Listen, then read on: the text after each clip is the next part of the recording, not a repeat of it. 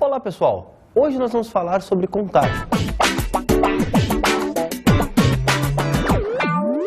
Mas antes, vamos ver como a matemática se aplica na nossa vida.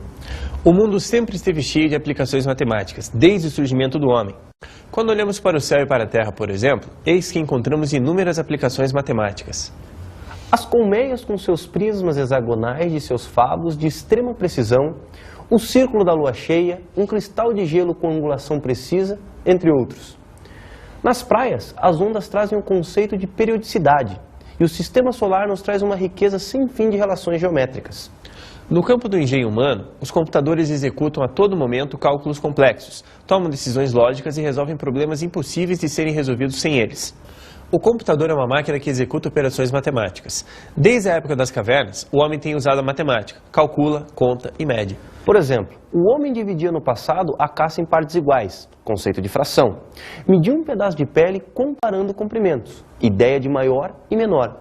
O homem fabricava instrumentos de barro que eram seus padrões de medida, ideia de volume. Nessa época, o homem ainda não tinha descoberto a matemática como ciência. Apenas a usava com os recursos intelectuais que dispunha. A matemática foi se constituindo enquanto ciência pela necessidade de sobrevivência e transcendência do homem.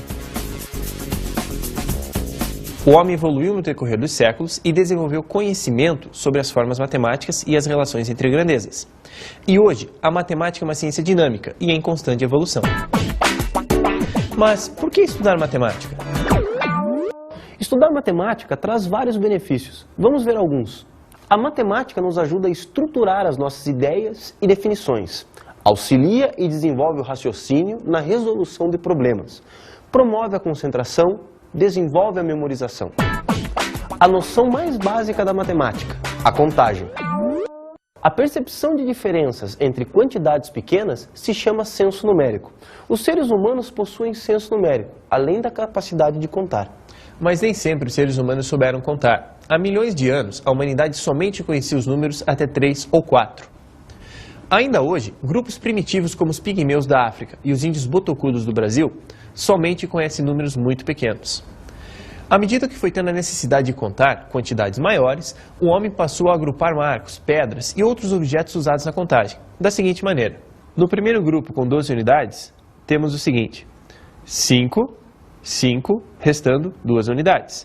No grupo de 7, temos 5 e 2 unidades. No grupo de 9, temos um grupo com 5 e um grupo com 4 unidades. O ábaco. Ao longo da história, muitos tipos diferentes de ábaco foram usados. Um dos mais simples é aquele em que a correspondência é feita usando contas furadas enfiadas em hastes fixas numa moldura. Mas quem vai mostrar como fazer os registros em ábaco é o nosso amigo que adora matemática, o Euclides. Vamos ver? Olá, pessoal! Eu não perco uma chance de participar das aulas de matemática. E já que estamos falando de ábaco, vou mostrar como ele funciona. Por exemplo, vamos representar o número 218 no ábaco. 2, 4, 6, 8 unidades, uma dezena e 2 centenas. Muito simples, não é? Agora vamos representar o número 1243. Vamos zerar o ábaco e começar de novo. 1, 2, 3 unidades. 2, 4 dezenas. 2 centenas. E 1 milhar. Fácil, não é?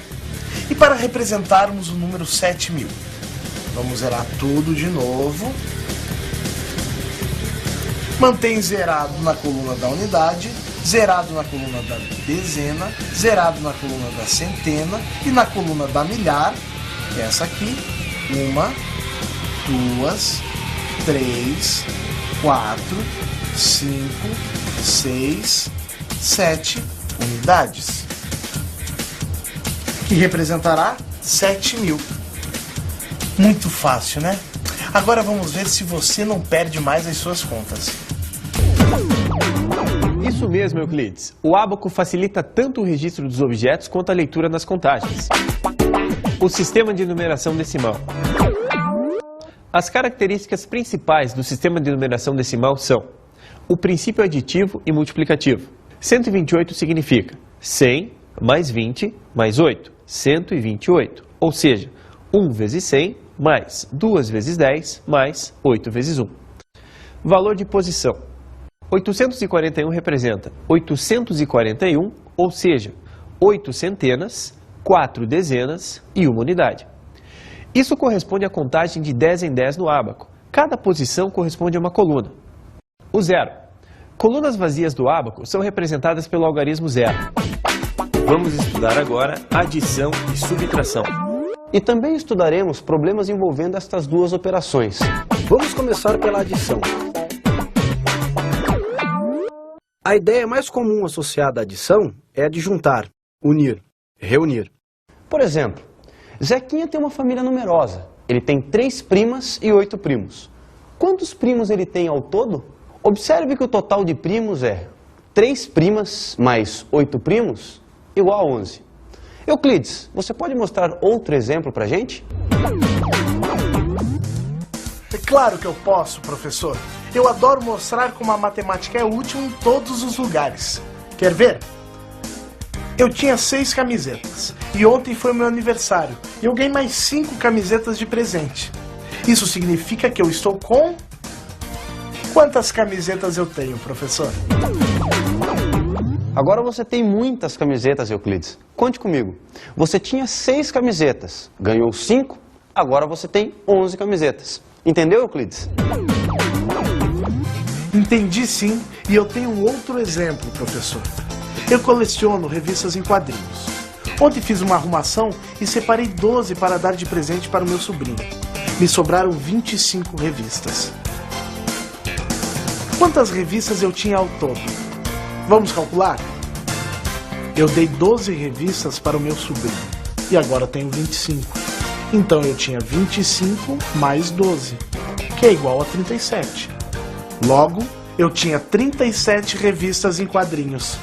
Essa foi muito fácil, hein, professor?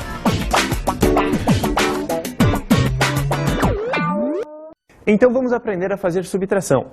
Muitos dos problemas nos quais usamos a subtração estão ligados à situação de tirar. Por exemplo, João tinha 16 convites para uma festa e deu 7 para um amigo.